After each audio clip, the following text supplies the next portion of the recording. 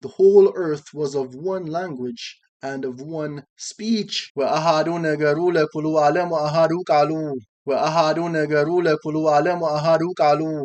The whole earth was of one language and of one speech. وَأَحَدُونَ غَرُولَ كُلُّ عَالَمُ أَحَدُ قَالُوا.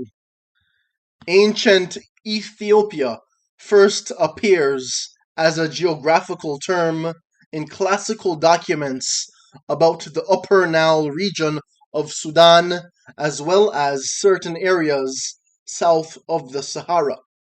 Ethiopian was used as a vague term for dark-skinned populations since the time of the poet Homer, which is around the 8th century BC, which is 800 years before the coming of the Messiah.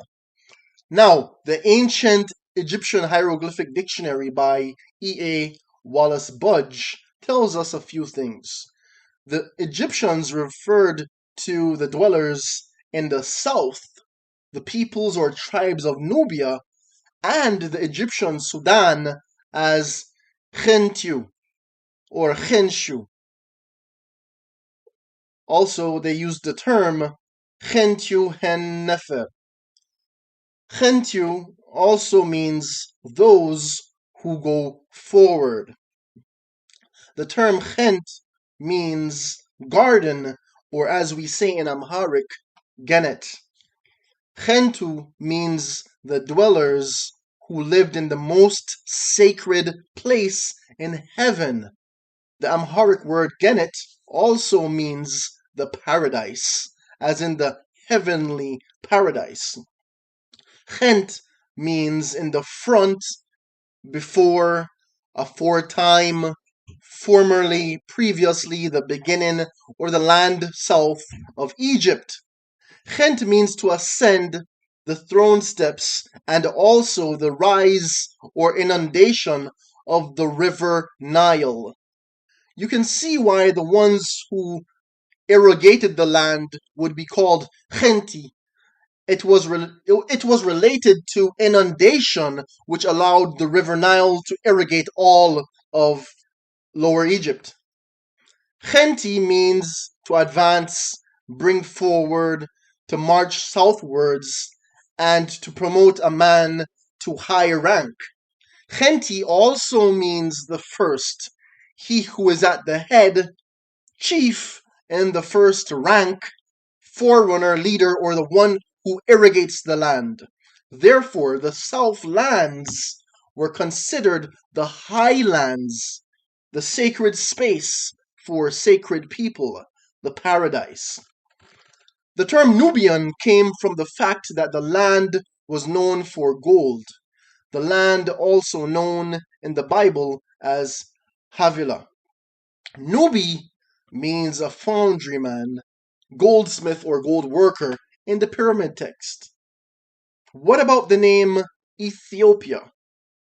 Now, before I go further, keep in mind that we don't view the Ancient Egyptian Hieroglyphic Dictionary by E.A. Wallace Budge as the end all and all of the ancient Egyptian language.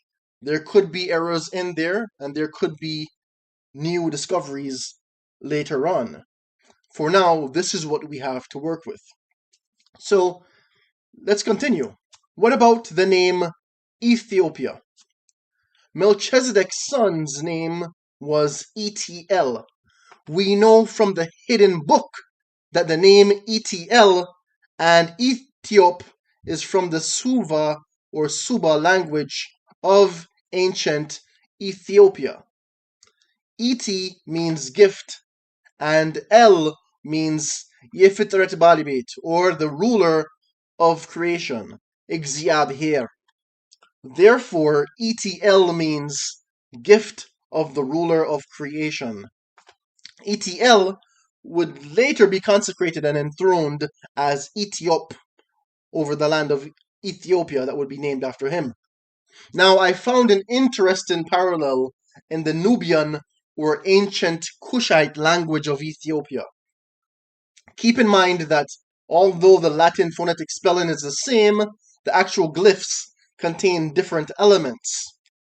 We have AT or ET, Aleph Ta, the AT that can probably be pronounced ET, the Aleph Ta, which means litany or to bring forth. Keep in mind that the Aleph can also have the E, or the U, I, O. It can have all 7 of those sounds within the Amharic or Ethiopic language. So when you see the Aleph here, it could be a sound, a sound, or a E sound, as an ET, as an ETL. So we have the Aleph Ta here, and it means litany and also to bring forth. The hidden book or Meshaf Subaye tells us that Yop means yellow gold of Ethiopia in the Suba language. In the ancient Egyptian dictionary of E.A. Wallace Budge, Apt is a Nubian word for refined or refined gold, although Nub is the more common name for Nubian gold or the golden one. 24-karat gold is the purest form of gold. This means that all 24 parts in the gold are pure gold and do not contain traces of any other metals.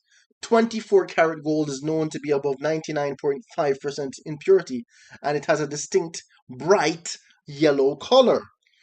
Gold in its purest form is a bright yellow color.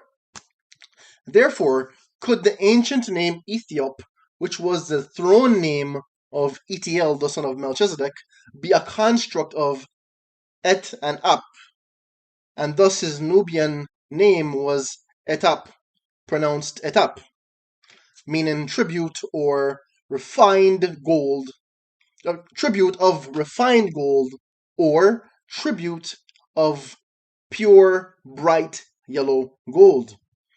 The fact that the hidden book specifies Yop is yellow gold explains why the Nubian term Nub was not used.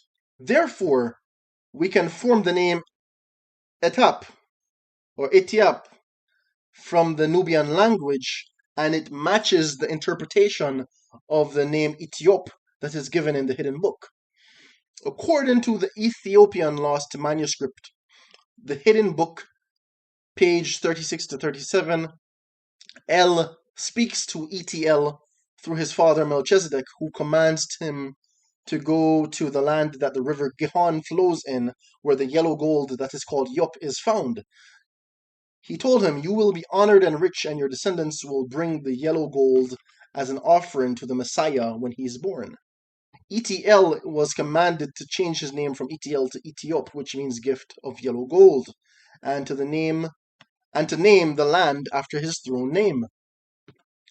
Etiop in Nubian and Ethiop in the Suva language have the same meaning. Now, the Greeks have been present in Egypt since at least the 7th century BC and are said to be the first foreigners there. However, the name Ethiop was already being used 1100 years earlier for King Ethiopis of Ethiopia. He ruled for 56 years from 1856 to 1800 BC. He was the fourth in the line from the Agazian dynasty of Joktan or Yoktan. Queen Cassiop ruled even earlier for 19 years in 1890 to 1871 BC. She is not the same person as the mythological Ethiopian queen in Greek mythology called Cassiopeia. Later in the dynasty, Ethiopus II ruled for 30 years from 1730 to 1700 BC. Therefore, my point is, the term Ethiop was existent long before the Greeks entered the land in the 8th to 7th century. His Imperial Highness Tafari Makonnen, heir to the throne and regent of Ethiopia, caused the list of the kings of his country, of Ethiopia, to be compiled for Sir Ray Charles Fernand. In 1924, he was awarded Commander of the Star of Ethiopia as well. The list included King Ethiopis I and King Ethiopis II.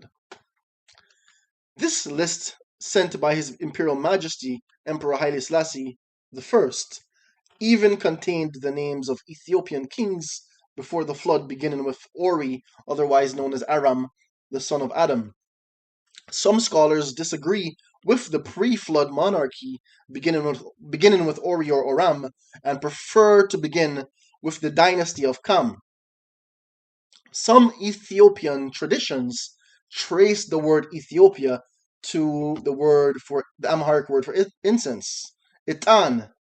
Itan is also a Ge'ez or Ethiopic word, and it's a reference to the Ethiopian plateau, which has long traded in incense. Now, Ethiopians ensured to keep records that many are unaware of or choose not to speak of. The hidden book, or Meshafe Subaye, tells us about the high priest Nuba, or Nunael, the son of Saba. Enoch liges kam kumael teblo el azevo yitebalewin kusan ይወልዳል ኩሳ ሳባን ኤውላጥን ስብታን ራማን ሰበቅታን ይወልዳል። ሳባ ሳቢውስ የክህነቱ ስም ሃርዋዲ ተብሎ ታላቁ ካህንን ኑባን ይወልዳል። ኑባ ኑናኤል ተብሎ ጋናን ይወልዳል። ጋና ካስዩኒ ተብሎ ኤታን የንጉሶች አባት አቢሜሌክስ የተባለውን ናምሮድን ወለደ። ናምሮድ አዳማ ራፌልብ ቄናን ይወልዳል። ቄና ወይም ኬና አበመለካን ተብሎ ነቢያት ከሆነችው ከሚልኪ ልጅ ከሰሊማ ጌራን ይወልዳል። It details the lineage which begins with Noah. Noah begat Kam, whose throne name was Kumael. Kumael begat Cush, who begat Saba. Saba's priestly name was Harwadi, and he begat the great priest Nuba. Nuba, who was known as Nunael, begat Gana. Gana, who was known as Kasyuni, begat Etan. Etan begat Namrod or Nimrod, the father of kings, who was called Abimelech. Namrod begat Adama, who begat Raphaelib. Raphaelib begat Cana, who begat Gera. Gera became known as Melchizedek. Melchizedek gave birth to Ethiop. Ethiop's descendants brought the gold of Ethiopia to Christ, the three kings or the three wise men from the east. Noah's great-grandson Nuba has a very interesting name that suggests a connection to Nubian origins. This is very interesting since Nuba's descendant Ethiop, the son of Melchizedek, would give a decree to pass down to his descendants to bring the gold of Ethiopia, frankincense, and myrrh to the Messiah when he is born.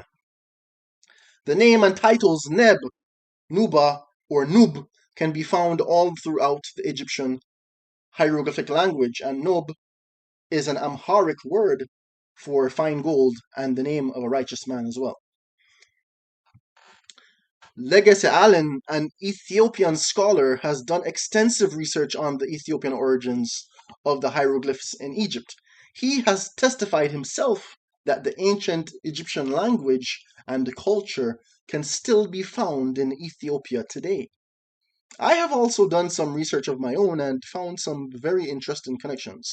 Let's look at the name Nuba. Nuba, the great priest. Nuba being the grandson of Kam or Kumael. We have Nub, meaning golden one, in ancient Egyptian or ancient Nubian. Nub also has the meaning gold, gold of the water, alluvial gold dust, gold of the mountain, gold dug out of a mine, Nubian gold, and so forth. Nub also means to smelt metals or to work with gold, to form, to fashion, to mold, to model, to plate with metal, to inlay with metal, and my guess is the metal would obviously be gold. Nub means the gold washed out of the bed of torrents. Nubu are pieces of gold or gold grain. Nub en Hesut is the gold of praise, the gift of gold given by the king to a subject as a reward for good service or bravery.